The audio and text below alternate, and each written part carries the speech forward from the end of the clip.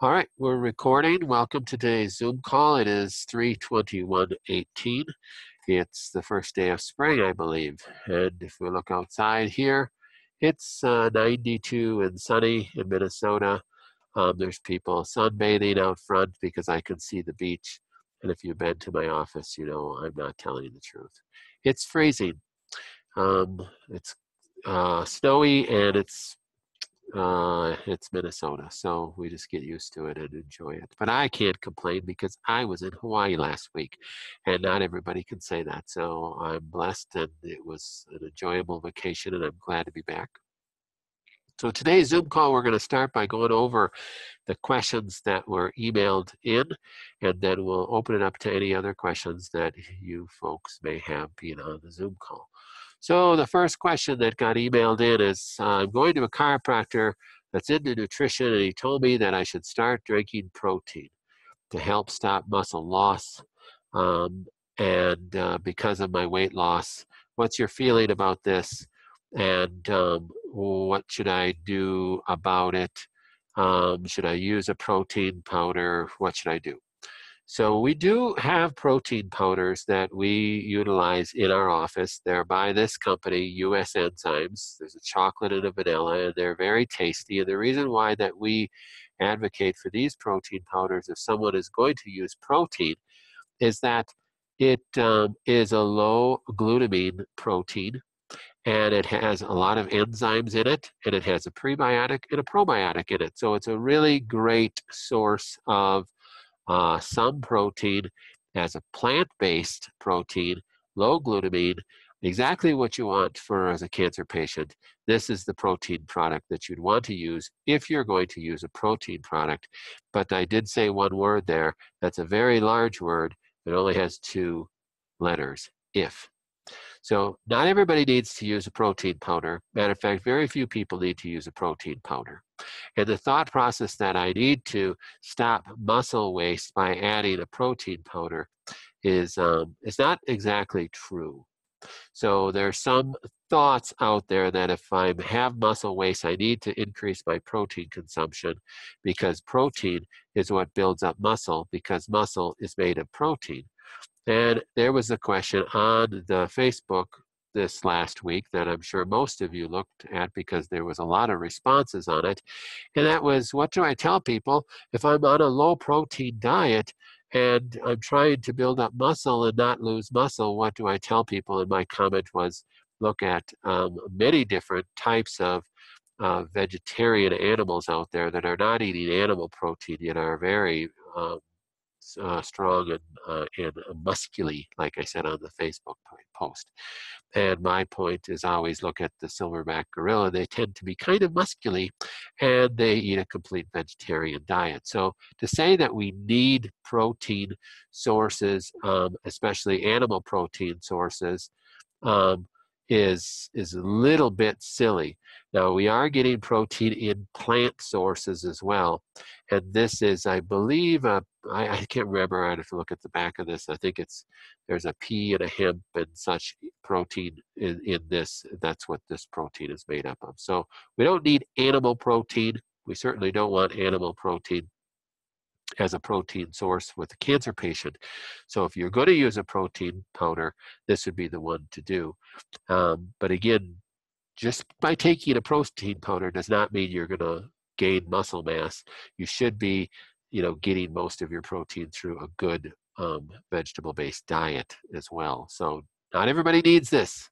I take this one once in a while just because I like what it tastes like. So, but I tend to only take that, maybe once or so a week. So I don't take that on a regular basis. But this is the protein powder I think is really the only one that I found on the market that meets my standards for a cancer patient is this one.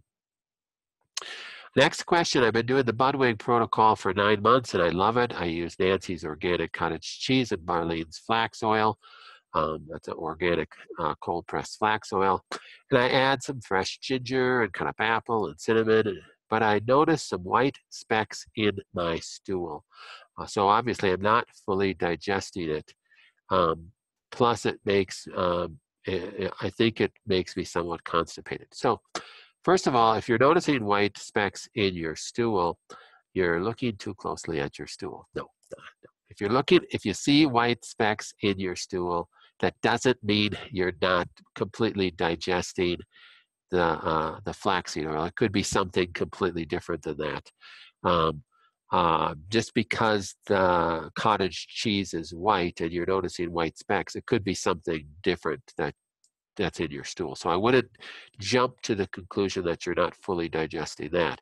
However, that is a dairy product and it is difficult to digest. That's why one of the reasons why we have most of you off of dairy is because of its difficulty digesting. Now, I understand the philosophy, and I even adhere to the philosophy that when you blend flax oil, an omega-6 blend of fatty acid to the cottage cheese, it changes the protein structure of the dairy product, so it can be well tolerated by most people, that even if they have a dairy sensitivity, and it doesn't create the same response as far as the mTOR pathway. And I understand that philosophy, and that's why I still allow people to do the Budwig protocol, even if I'm taking them off of dairy. But still, you can have some digestive issues with it. So her assertion here, the next sentence, would a digestive enzyme for dairy be something to try, is a very wise statement there. So that would be the next step. So if you feel like it is because of improper digestion of the dairy product, then yes, using a digestive enzyme may be the thing to try. And I can post on the Facebook page, because I didn't prepare it ahead of time here, what kind of digestive enzyme would be probably best. I don't think it would interfere with the action of the Budwig protocol, so I think that would be a good thing to do. So Budwig protocol is a quote-unquote cancer-killing protocol, and I have a bunch of stuff on our website in, I believe, the blog section of our website. That's on the resources page on the Budwig protocol, so you can search for that and find some more detail on that and how to make it. I just pulled this off the internet today. Second half of that person's questions was, I'd like to put my email on the Facebook page, but she wanted to have permission before doing so, and I appreciate that. So I would ask that if you're getting maybe a little bit crossing a gray area in what you should be sharing or not sharing on Facebook, like your personal information, it might be wise that you contact us first before you do so. I have no trouble with someone putting their email on Facebook if they want that connection, or saying, would you please Facebook message me? Maybe that'd be a little bit more appropriate, because as our Facebook group, our patient-only Facebook group grows, you just want to also protect yourself, because though all our patients are wonderful patients, if somebody is getting a hold of one of our patients' accounts and takes your email, you just want to protect yourself. So maybe it'd be better to ask for people to private message you. So maybe let's say I want to communicate with other people who have toenail fungus. Then you might want to just post something. Hey, I'd like to communicate with other people that have toenail fungus. Could you please private message me if you do? Because I have toenail fungus as well. So then that would be one way to communicate and to maybe be more specific, because we have a bunch of people with all sorts of different types of cancer on our page. So it's if you're trying to communicate with a person with your type of cancer and trying to develop a relationship and maybe a support system that's a little bit closer and more intimate, then certainly ask for that. Just ask him, looking for somebody with breast cancer or prostate cancer that would like to develop a relationship and communicate with what they're doing. Just post that and see if you can get a response. And then people can choose to respond or not. depending on where they're at. So that's would be my suggestion. And that's what we want. We want this Facebook group to be intimate.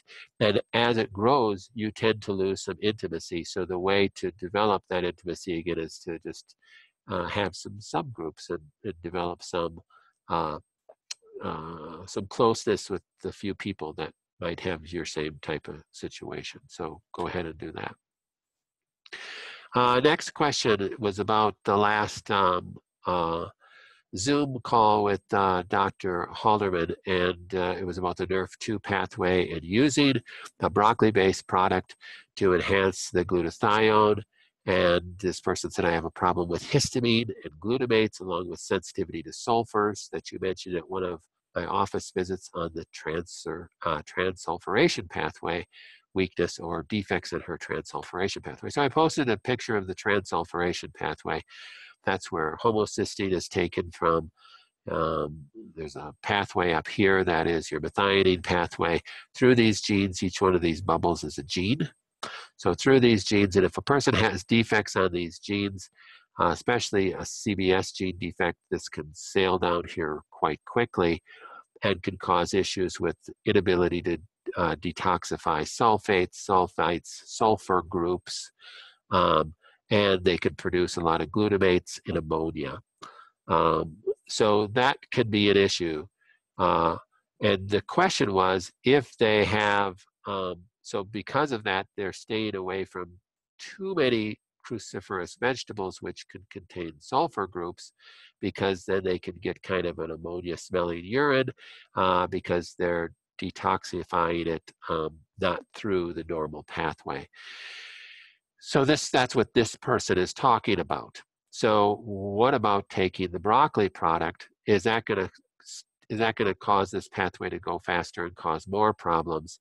And the belief right now and the understanding that we have with patients that we're dealing with is the answer is no, it should not, because the NRF2 pathway feeds glutathione through through a pathway that's not on here, and it's not on this picture. So it's feeding glutathione in a different mode, and so that's what the sulforaphane product that we were talking about, that Dr. Halderman was talking about with the NRF2 pathway does. So you should be fine in experimenting. This question was, so experimenting with this product should still be okay? The answer is yes, it should still be okay. You do want to be careful of, Dr. Halderman might address this next week. We were talking at length about another possible issue with getting rid of toxins, just really new studies that are coming out about how your liver then takes toxins out of the blood, goes through what's called phase 1, phase 2 congregation, and then puts the toxin into the bile duct. So it goes into the gallbladder, so it goes into the liver, so it goes into the toilet. And there can be other issues along that pathway. The sulforaphane pathway that she was talking about in the NRF2 pathway, that's taking place in the liver mainly. But once it is transported into the bile duct and into the gallbladder and into the colon and into the toilet, there can be some issues in that getting it into the bile duct. So she's going to be talking about that. That's called phase 2.5, which she's going to be coining that term as. So look for that. We got a chat question here. When will the clinic be open in Florida? It's cold out there. I'm afraid that we're going to open up this clinic in Florida. Nobody's going to want to come to Minnesota anymore. And maybe that's not bad. I'll just take a more permanent vacation. That's great. But I don't think that I'm going to be spending a whole lot of time in Florida. So Dr. Kelly's going to be so busy. She's going to be calling me crying all the time. And I'm just not going to take her calls. So it's, when are we going to be open in Florida? The plan right now and is our hope is sometime this summer. So our hope is really realistically August looking at. Of course, that means that we have to have a space, which we don't yet. So I'm calling everybody that knows anything about Florida, and if you know anything about Fort Myers, we're looking at an area called Estero, which is just it's a southern suburb of Fort Myers, Bonita Springs area. If you know anybody that has office space for rent down there, let us know. So we would be happy if you had some connections. So, all right. So answer this question, no. If you have defects along this pathway, still using the broccoli product would be beneficial, but we do want to go slow. So the broccoli product, the Brocco Clear, that is our own product now that we have out, has 60 milligrams of active sulforaphane in it, which is a lot. And we had it a lot put in because I know that people like taking less supplements. So for most people, 1 pill a day is going to be sufficient. So it's that's why we created it that way. So that was our goal. Next question is pros and cons of surgeries and biopsies when you have cancer. And in order to answer that question, I had to pull up this slide again. So when we talk about surgery with cancer, it's all about trying to make sure we're not upregulating this guy right here. We've had a lot of different conference calls and chats and Zoom calls and slide presentations on mTOR. So to refresh your idea of what mTOR is mTOR is basically your growth pathway. So mTOR is upregulated, that means it's stimulated when growth needs to take place. And healing from an injury is growth. So if you can understand that if I cut my hand, it has to scar over or I will bleed to death. So it scars over actually quite quickly, within a couple hours to a couple days, depending on how deep that cut is. Now, how does it do that? It's not magic. It does that by upregulating mTOR, because normally is my hand, looking at the back of my hand, between my thumb and my first finger, the web of my hand is what I'm looking at. How often are those cells replaced? How often are those cells replaced in my hand and my skin? About once every 12 weeks. So that's not really growing too fast, is it? But how often are those cells replaced if I cut myself? They're replaced about once every 2 minutes because it's building back a scar, a wound. It's healing that, and in a matter of a couple weeks, that wound, depending again on how deep I cut myself, will be scarred over and pretty much healed up. Well, how can it do that if it's only replacing cells once every 12 weeks? Well, it has to tremendously upregulate this pathway, this mTOR pathway, so that cells are replicated, messenger RNA and glycolysis is upregulated. And in order to do that, in order to make new cells, in order to create a scar wound, in order to heal that tissue. So it is when we do surgery. So if I'm going to do surgery to do a biopsy or do surgery to remove a mass in my breast, then in order to heal, I have to upregulate mTOR. If I don't, I will just bleed to death and die. So it's not that we don't want to upregulate mTOR if we're healing from a wound. You have to. But do we want to create a wound? Sometimes it's necessary. So sometimes, yes, it's beneficial to debulk a cancer and to surgically remove the large mass there so our body can heal that. And we could do all these other things to be able to heal that cancer and that wound there. But certainly doing surgeries that are maybe more elective surgeries might not be the best thing when my cancer is active. So if I'm in a stage of my cancer where I'm doing really well and everything's settled down, and let's say I do an IVG test and my IVG score is a 12, and now is this a good time to have my hernia surgery? Yeah, that might be a good time to have a hernia surgery right now, because I do want to deal with this hernia that I have. It does cause problems with my digestion. I'm worried about having problems with it. Now is a good time to do the hernia surgery. Is a good time to do this hernia surgery when I'm not doing well with my cancer. I'm feeling really fatigued. I'm not feeling well. I did an IV gene score. It's a 27. No, probably not a good time to do hernia surgery right now. And there's probably not a lot of doctors that would do a hernia surgery on you either. But there are surgeries that people do post-cancer surgery, like doing a mastectomy. Well, that's a big surgery that's going to highly upregulate mTOR, which is not necessarily good for that person's cancer.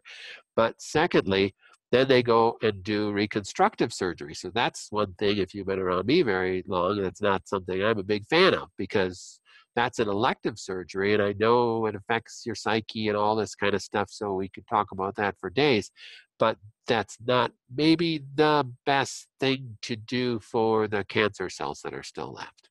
So elective surgeries, possibly not. So yes, there's a time to go back to that question. Is there a time that we do surgery? Yes. Is there a time we do biopsies? Yes. Is it always the best thing to do? No, you just have to understand you are upregulating that pathway when you do that. Okay, so there was another question that Moose had. What if you have no gallbladder? So what if you have no gallbladder? I think he was talking about this, the pathway back here. That yes, if you have no gallbladder and you are, and the detox pathway that we're talking about with how you get rid of toxins in your blood, it's brought across the cell membrane through specific receptors in your hepatocytes or your liver cells, goes through phase 1, phase 2 detoxification, where it's either made in an aqueous solution or it's in a lipid solution, depending on what toxin it is. It goes through another receptor site in the cell membrane to be disposed into the bile duct. Oh, and then it stores in the gallbladder. And what if I don't have a gallbladder? Well, then it's going to go right into your colon. But it won't go into your colon the same way that if it's stored in your bile duct, because if it's in your bile duct, things go into your colon more cyclically when you eat a fat, and then it's dumped into the colon. So otherwise, it's going to go right into your colon. All right. So what is IVG score? I'm talking about the IV gene score. So the IV gene score, your IV gene score is what you have to go back and watch some of the other videos. The IV gene test we've talked about on at least a dozen videos. And it's on the videos are posted to the Facebook and on the blog about the IV gene. Now I'm going to open up everybody and unmute everybody. So please stop eating your Captain Crunch in the microphone and we can hear everybody. So, all right. Does anybody have any questions? This is Sharon. Someone told me that there is a saliva test that tests for a certain mutation named with these initials MTHR, and it's supposed to test for people who don't process like medications and things as well as others. Like if you're taking medication for cancer or for some other kind of ailment, your body doesn't really process it, and it doesn't work. Okay, so I'm gonna mute everybody and I'll answer that. Okay. Okay, so everybody's muted, and what she's talking about is the MTHFR gene. So I'd really want you to really get a good answer of this. I want you to go onto our website right here. And go to we've reorganized the website a little bit. go down to where it says Genes Tell Stories. And down at the bottom of this, there's a whole bunch of links here to different videos that I put together on your genes, like the SNP defects in cancer. This talks about different SNP defects with cancer. The Genes Leave Clues, I think, is the main page where it's got a whole bunch of, has to do with diet. The specific SNP testing, this is where it's going to have a whole bunch of videos here on your genes. See all these different videos? Each one of these is a different video. Tells you what a SNP is, and Sharon, that gene you were talking about is the MTHFR. That's the gene that has been given so much credence, and there's even MTHFR websites and Facebook groups and everything. So that's something you want to watch these videos, because that pathway, though it is important, is probably way down on my and Dr. Halderman's list of importance when it comes to not even cancer patients, just even non-cancer patients, on all your genes. So you really want to get a bigger picture of your genes than just your MTHFR gene. That's this gene right here. It's actually the bottom gene of the folate pathway. There's actually 2 genes in there, the MTHFR genes, that drive this pathway and feed ultimately the production of methyl transfer groups right here. So though MTHFR is important, it's not any more important than any of these other genes. And MTHFR is not the main pathway that you detox drugs and other things. The PON1 pathway and the NAT pathway are the main pathways that you would get rid of drugs and other things, including chemotherapies. So watch those videos. It would take me another couple hours just to explain that understand those pathways. That's why I made these videos. This video here I made a little over a year or so ago. It's about an hour long, but it goes over a lot of the gene pathways. And when you get a bigger picture of all the gene pathways, here's a little bit newer one that I created. It's about an hour long. Then you'll go, oh, now I get the big picture and I can understand that better. But this is not for detoxing like medications. It's for like the medications, your body absorbing them and they're working. Because like someone said that to me, because I've been on like very many standard medications that are out there for my cancer that have, been incredible for most people, but they're not doing anything for me. So that's why it came up. Yeah. So watch that video. Watch those Okay. videos, and you'll get a much better idea.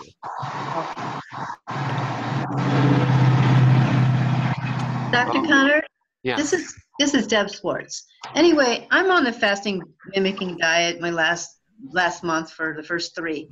Can you still do castor oil, foot bath, detoxing, and right frequencies? Yes.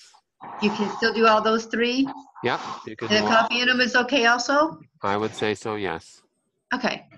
And one more thing. You had an article on histamine again. I'm sorry, that's my problem. Anyway, it said on there you have enzyme therapy for that. High doses enzyme therapies that'll help lower stimulating histamine and biflavonoids. Yes. Yep. Which ones do you recommend for that? Okay, so I believe I tested you on that, and that did not work for you. So the difficulty here, I'm gonna mute everybody again. So somebody's either in their car or we're getting a lot of feedback on somebody. I don't know who it is, so I just got to keep on muting people when I'm doing this. So with histamines, the struggle with dealing with histamines is let's just talk about cancer with histamines for a second. So does the person have high histamines and then that's a precursor for their cancer, because all the studies are looking at, here's this cancer patient, what's their histamine level, and they're finding, as I wrote in that article, the studies are finding that a good percentage, not all, but a large percentage of cancer patients, especially those ones that I wrote in that article, have high histamine levels. So then the question one needs to really ask, if they're really being keen-minded, is that, is the cancer causing the high histamines? Or is the high histamine level in the person due to some other reason, at least a piece of the cause of the cancer? What came first, the histamine or the cancer? And there's no studies on that. So as we and Dr. Halderman and I had a very lengthy discussion today just about that very topic, as you understand how histamine is degraded. So when a person has high histamine levels, let me see if I can show you if you really are interested in this. So to me, it's exciting and it's nerdy, but to other people, it might not be. But here's the pathway. So you eat food, it goes through glycolysis, glucose does, and it makes pyruvate, this guy right here. Now, normally, these pathways aren't working over here. Normally, pyruvate should go through the PDH enzyme and make acetyl coenzyme A. Why? Because then it goes into the Krebs cycle to make energy. Now, that seems nerdy, but this is just how your body works. So you break down sugar. So you break down all carbohydrates into glucose that then break down into pyruvate, your whole purpose in life. So again, go back and watch those genetic videos because they're about a lot more than just your genes. One of your main purposes in life is to make energy. If you don't make energy, you die. And one of the ways that we make energy is through glycolysis and then through acetyl coenzyme A going through the Krebs cycle to make energy. You need energy. So cancer cells need energy. So what is a cancer doing? Cancer is a cell that's in rapid replication. A cell in more rapid replication needs more energy. So you would think that cancer cells would be gobbling up glucose, shunting it to acetyl coenzyme A just like a normal cell does, and sending it through the Krebs cycle, because this is where you kick out a whole bunch of ATP. This is where you kick out a bunch of energy. Well, it was discovered that many cancers don't do this, and it was very strange. Nobody has figured out why. Many cancers take pyruvate and shunt it down to lactate or lactic acid, and that's what feeds the cancer. This is called the Warburg effect. You've heard of the Warburg effect if you've studied anything about cancer. Otto Warburg discovered that cancer cells, and not all cancers, just some, will shunt glucose this way. And when we test you with kinesiology, that's what we're testing you for. Is your cancer feeding directly off of glucose through that shunt of lactic to lactic acid? And those are the people that we're putting on a very low carb diet, a ketogenic diet or a ketogenic-like diet. Well, in the discovery of genetics, we discovered the PDH gene and the HIF genes. So if you have HIF1 genes and PDH gene defects, that in itself will slow this process and shunt pyruvate to lactate. Long before Warburg knew that genes existed, he just knew that this thing took place. There was no understanding to why. Now with the understanding of genetics, and you can look at a person's PDH genes and NIF genes, this shunt could be taking place. However, there's a whole nother mechanism that ties with histamine that isn't on this, and we have to make our own little infographic about this because Dr. Kelly and I just kind of figured it out. Acetyl coenzyme A is essential in a process called acetylation of histamine in order to get rid of histamine. So if a person has high histamine levels, it gobbles up acetyl coenzyme A, not allowing it to go make energy through the Krebs cycle, and it does it through a different process, not making energy, but it gets rid of histamine through a different process, through acetylation of histamine. So a person with high histamine levels has got acetyl-coenzyme A steal. I just stole that term from Dr. Halderman today, so I have to give her credit.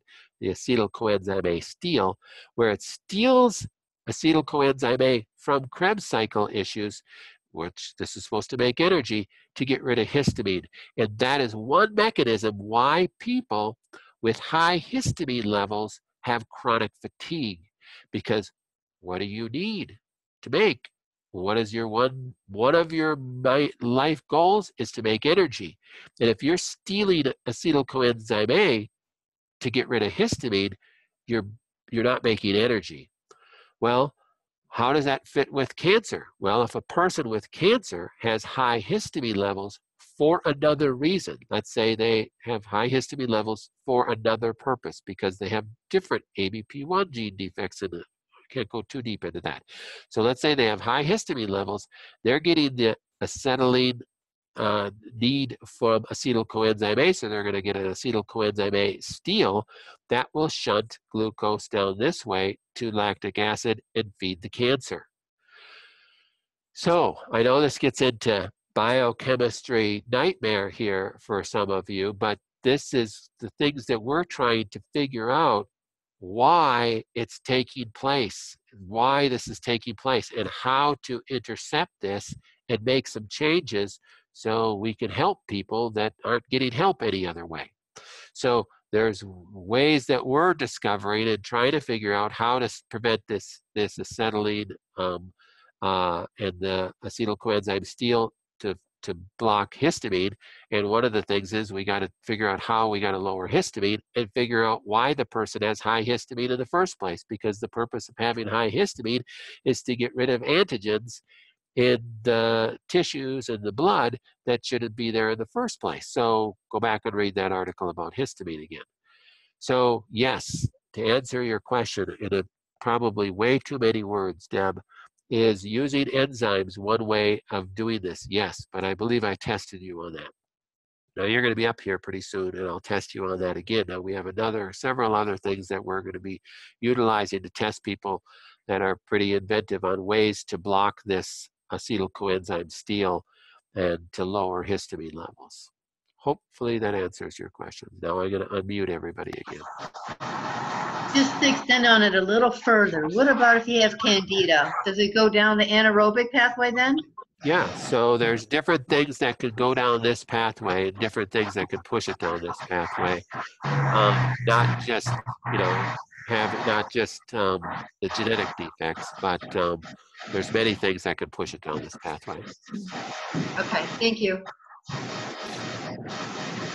Doctor, is the glucose level from lab work any indication of whether you're taking in too much sugar or not? It can be. So let me answer that and I'll mute everybody. And I'm sorry I have to mute everybody. I'm getting so much feedback from somebody's phone. I don't know who it is. So I'm going to So is getting a glucose level from lab work or getting your own glucometer where you're checking your glucose level on a 12-hour fast. So that's a really good idea to do. So a glucometer costs about $25 at Target, and it has about 50 strips that come with it, and you can check your glucose level right when you wake up by doing a little finger prick and checking your glucose level. So you haven't eaten for 12 hours, you got a 12-hour fast glucose, and it should be about 75 to 85 would be perfect. Now, it's even normal to be up in the low 90s, but when you start to get into the mid 90s and up, you're into what's considered this early phase dysglycemia, meaning inability to handle glucose. Now, if your diet is good and you're following a good whole food diet that's very low in carbs, and let's say you're not on a ketogenic diet, you're on just a low carb, you're eating a lot of vegetables, so you are getting some carbohydrates through your vegetation, but so you're not really counting your carbs that way, but you're not eating any sweets, you're not eating any sugar, you're staying away from that. You've really changed your diet. You're still coming up with the glucose level in 105, 112 in the morning, and you have no history of diabetes. That's concerning, and there's many different possible pathways that that's taking place, and I won't go into that now because we're already 45 minutes into this, but that is a sign of that can be a sign of that I'm eating too much sugar. So number one, if I don't have a history of cancer, a diagnosis of diabetes is a 12-hour fasting glucose over 125.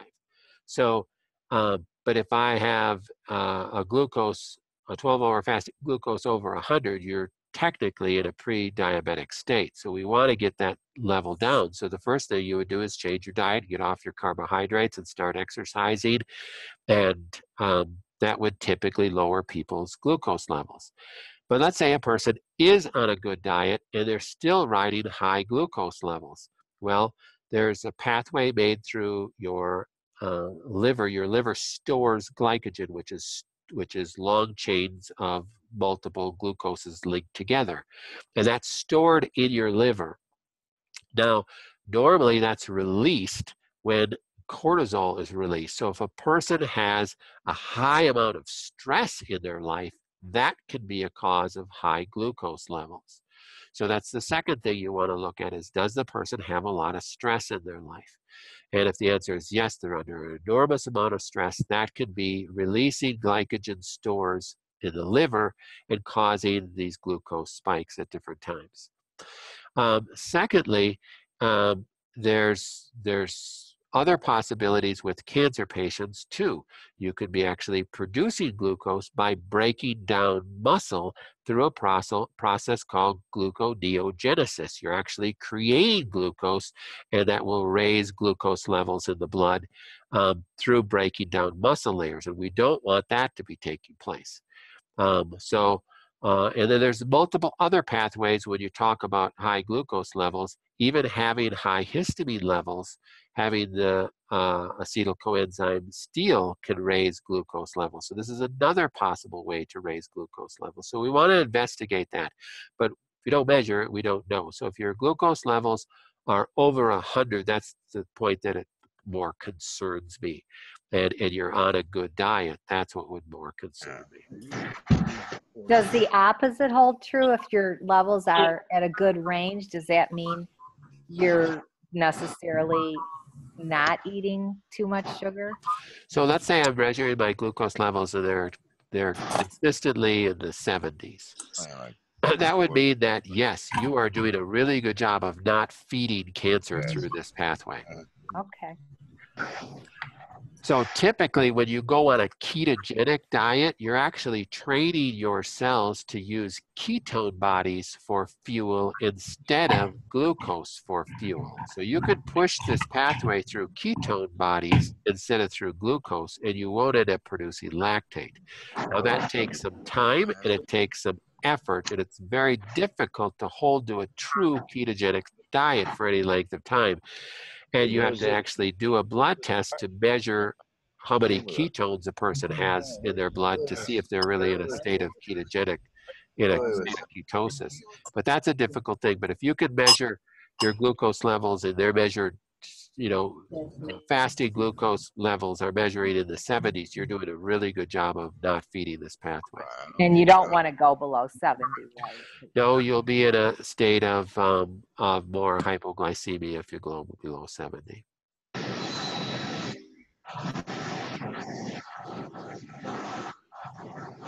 All right, did we answer more questions than you had today? Yes, Dr. Connors, it's Lisa. Just one other question. Does the Broco Clear replace the other broccoli supplement? So the Broco Protect and the Broco Clear are almost identical. The only difference is that the Broco Clear, we just bumped up the dose on there, so there's 60 milligrams instead of 50. And it's a little bit less, it turns out to be a little bit less expensive. So that's why we switched products. So. Okay. All right, so Bracco Clear I'll order. Okay, thank you. All right. Well, hopefully you gained some information out of tonight's call. It'll be saved and put up on Facebook in just a little bit. I do want to let everybody know about a cancer study that we're going to be involved in with genetics. We don't obviously have everybody's genes yet, but we're hoping to have the new test kits by next week or so. Again, that's completely out of our control. And if you want to talk to somebody who's frustrated about not having that, just call me, because I'm more frustrated than all of you combined times 10. So it's it's a struggle, but it's beyond our control, and we have to just go, okay, it is what it is. We have to do it. But the testing that we're going to be doing with genetics, and we're going to be measuring everybody's, we look at everybody's genes again. To refresh your memory about genes, we're looking at all these different pathways with your genes, and all these different genes times, 30, really, all these different genes.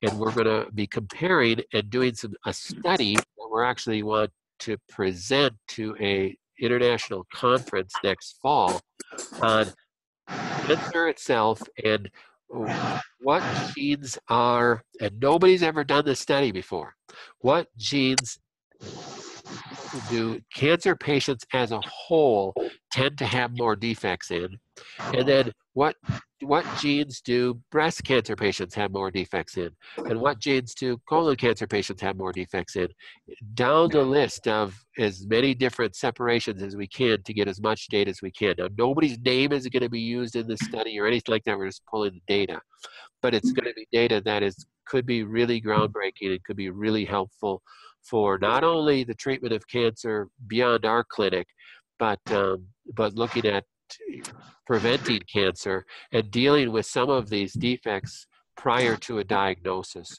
Because if once that data is out there, it's going to be really, really beneficial to then glean that data and use to how to help people before they end up getting cancer.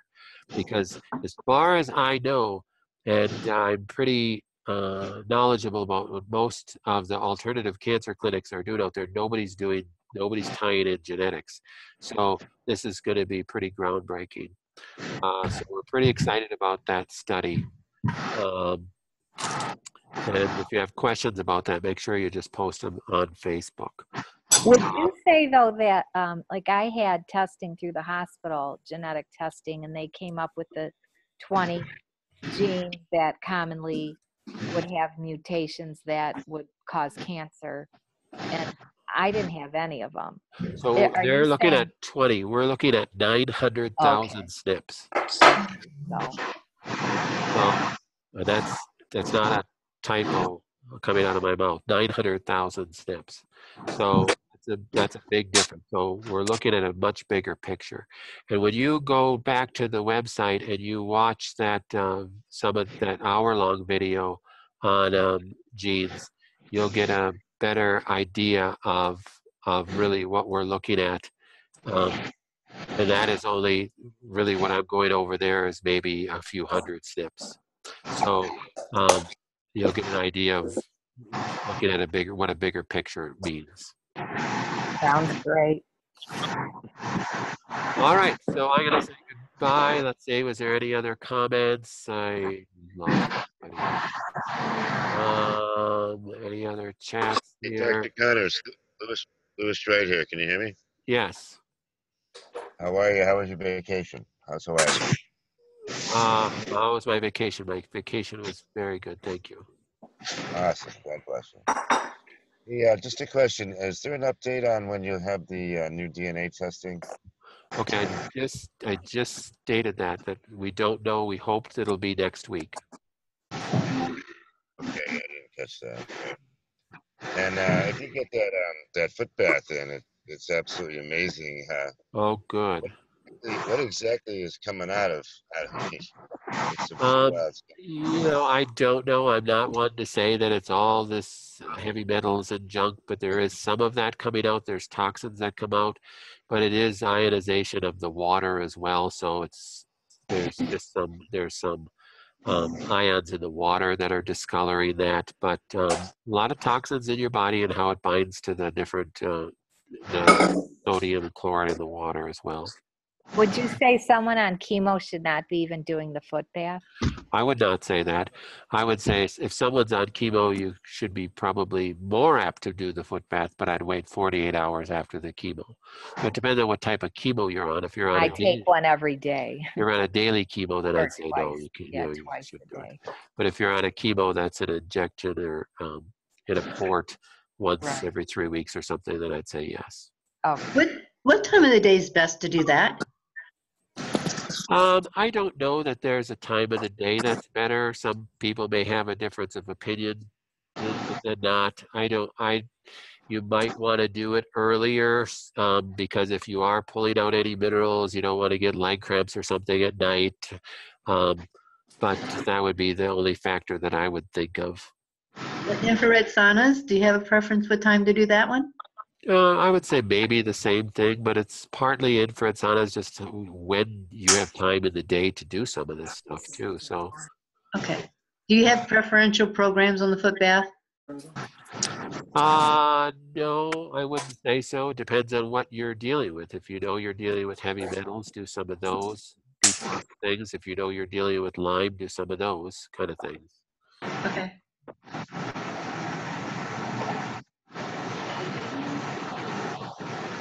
Those specifically listed on the right programming. I saw like detox for different categories of detox. Would it be under that category? Are you talking about the foot bath programs? Right. Yeah, you could do the foot bath programs. You could do the detox categories. That's exactly right. Now, I'm gonna mute you, Lewis, because I think you're the one that's the one that's getting the feedback. There's one. All right, so we're gonna stop right there, and I'll get this video up just as soon as I can. And if you have any other questions, make sure you just ask them on the Facebook page, and I'll try to get them answered. Thank you. thank you. Thank you. Thank you. Bye-bye. Bye.